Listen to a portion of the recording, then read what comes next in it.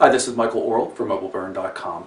This is the HTC One X for AT&T. It's also known as the One XL in international markets. It's a 4G LTE Android device. It features a Qualcomm Snapdragon S4 processor running at 1.5 gigahertz. This dual-core processor runs the latest generation of ARM technology, and it's significantly faster than the Tegra 3 in our tests. It's available starting on May 6 for $199.99 on a 2-year contract.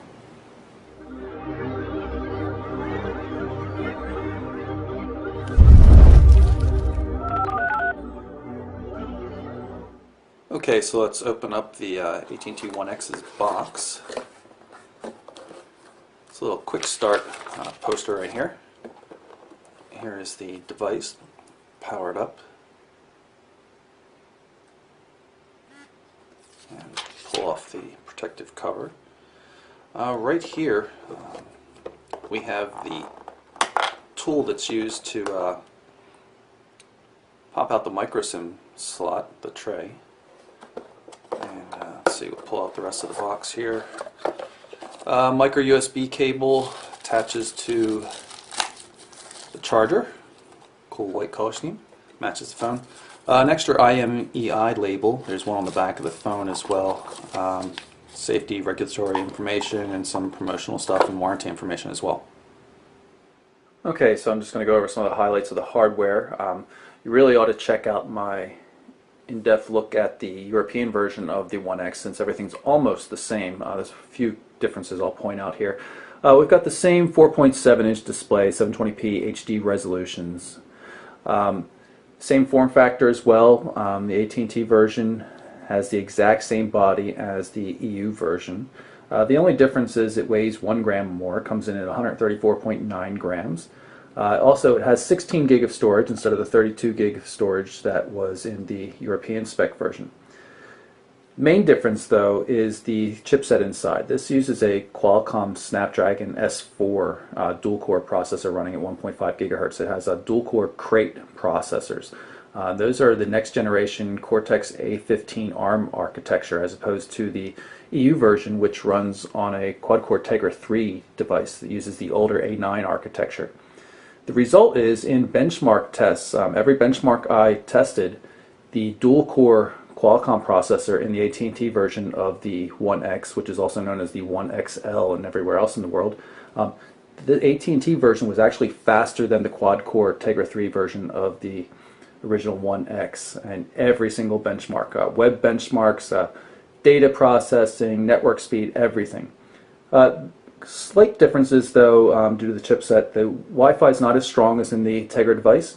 Has a little bit of trouble in terms of range by comparison to the original One X for the EU.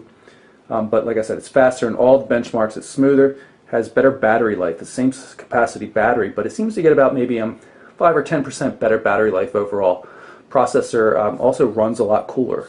So when I was running the benchmarks, the EU version of the One X with the Tegra 3 got really, really hot, whereas the dual-core version in the One X for AT&T ran relatively cool. It was still warm, but it was not hot by any stretch. And of course, this version also has LTE support for AT&T's network, which is a real boon when it comes to data speeds, instead of the HSPA Plus that you find in the EU version of the One X. Apart from that, the devices are pretty much identical. They're still running the same Android 4 Ice Cream Sandwich OS and Sense 4.0 as well. You will find some different pre-installed applications, of course. AT&T bundles a bunch of applications in the One X version for AT&T, but as you'll find, you're able to disable almost all of them.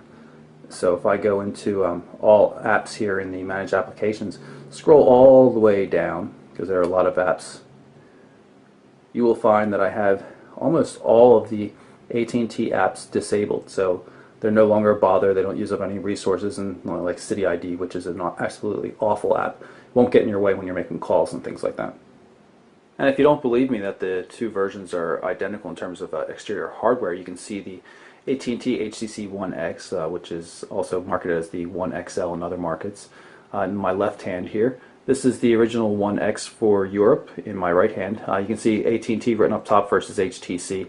Otherwise, the fronts of the devices look exactly the same. Left-hand edge is where you'll find the micro USB charging port. 8 megapixel camera on the back. The charging dock connectors on the right hand side here, speaker at the bottom, the Beats logo, 3.5mm headphone jack, and the micro SIM tray right there by the power button. And of course, volume control on the right hand side. These devices are absolutely identical color scheme, placement of everything. The only way you can tell the two apart is from the AT&T versus the HTC logo in the front. If you want to see real differences between the devices, though, you start running some benchmarks. You can see the quadrant here. The dual-core Qualcomm Crate version scored a 4927, which outperformed the Tegra 3 quad-core version with a 4831. Both of those devices, though, blowing away the scores from the Samsung Galaxy Tab, of course. And here you see the multi-thread version of Linpack, the Qualcomm device on the left for AT&T, scoring 166 2/3, beating out the Tegra 3 version of the One X, which scored a 149.4.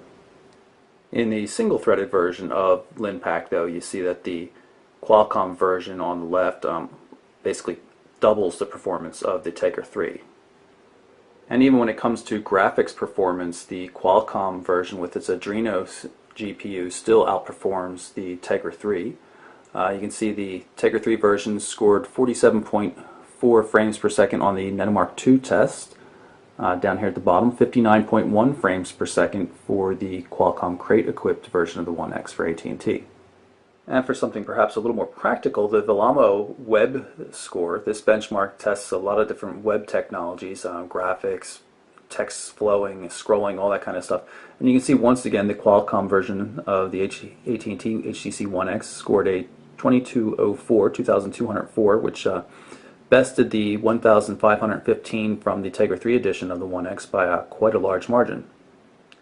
And to look at that a different way, you can see how the scores compared to the Asus Transformer Prime, which also runs the Tegra 3 processor. You can see that the HTC One X with the Tegra 3 is still faster than the Transformer Prime, but the version with the Qualcomm chipset on the left is just so much faster.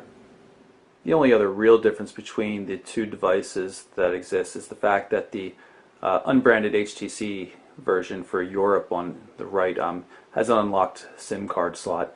The AT&T version, of course, is locked to AT&T.